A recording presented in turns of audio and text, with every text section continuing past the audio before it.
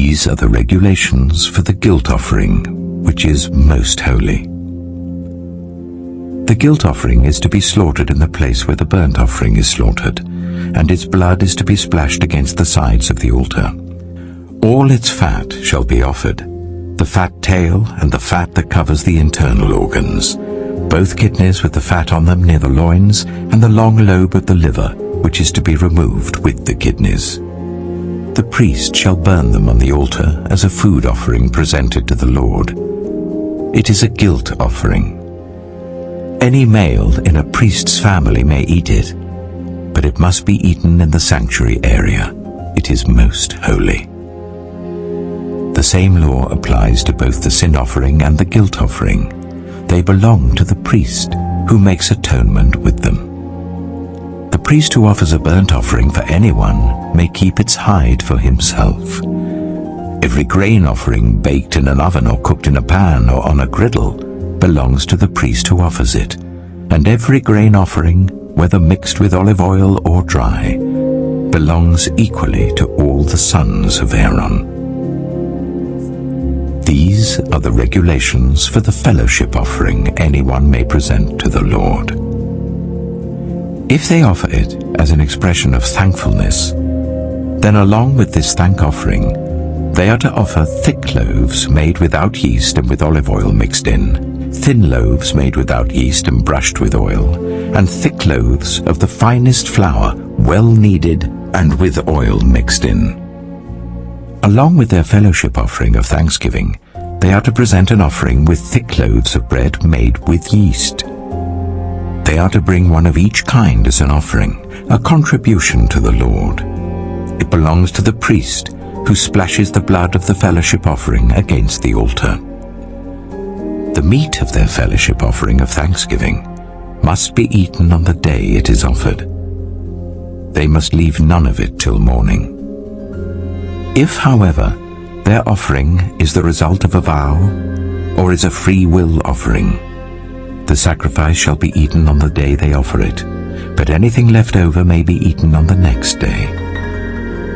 Any meat of the sacrifice left over till the third day must be burned. If any meat of the fellowship offering is eaten on the third day, the one who offered it will not be accepted. It will not be reckoned to their credit, for it has become impure. The person who eats any of it will be held responsible. Meat that touches anything ceremonially unclean must not be eaten. It must be burned. As for other meat, anyone ceremonially clean may eat it. But if anyone who is unclean eats any meat of the fellowship offering belonging to the Lord, they must be cut off from their people. Anyone who touches something unclean, whether human uncleanness or an unclean animal or an unclean creature that moves along the ground, and then eats any of the meat of the fellowship offering belonging to the Lord, must be cut off from their people. The Lord said to Moses, "Say to the Israelites, do not eat any of the fat of cattle, sheep, or goats. The fat of an animal found dead or torn by wild animals may be used for any other purpose, but you must not eat it. Anyone who eats the fat of an animal from which a food offering may be presented to the Lord must be cut off from their people. And wherever you live, you must not eat the blood of any bird or animal. Anyone who eats blood must be cut off from their people." The Lord said to Moses, "Say to the Israelites, anyone who brings a fellowship offering to the Lord is to bring part of it as their sacrifice to the Lord. With their own hands they are to present the food offering to the Lord. They are to bring the fat together with the breast and wave the breast before the Lord as a wave offering. The priest shall burn the fat on the altar, but the breast belongs to Aaron and his sons. You are to give the right thigh of your fellowship offerings to the priest as a contribution. The son of Aaron who offers the blood and the fat of the fellowship offering shall have the right thigh as his share. From the fellowship offerings of the Israelites, I have taken the breast that is waved, and the thigh that is presented, and have given them to Aaron the priest and his sons as their perpetual share from the Israelites.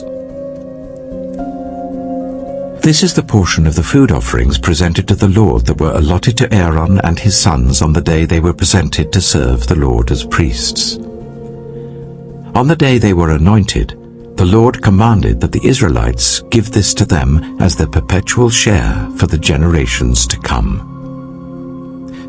These, then, are the regulations for the burnt offering, the grain offering, the sin offering, the guilt offering, the ordination offering, and the fellowship offering, which the Lord gave Moses at Mount Sinai, in the desert of Sinai, on the day he commanded the Israelites to bring their offerings to the Lord.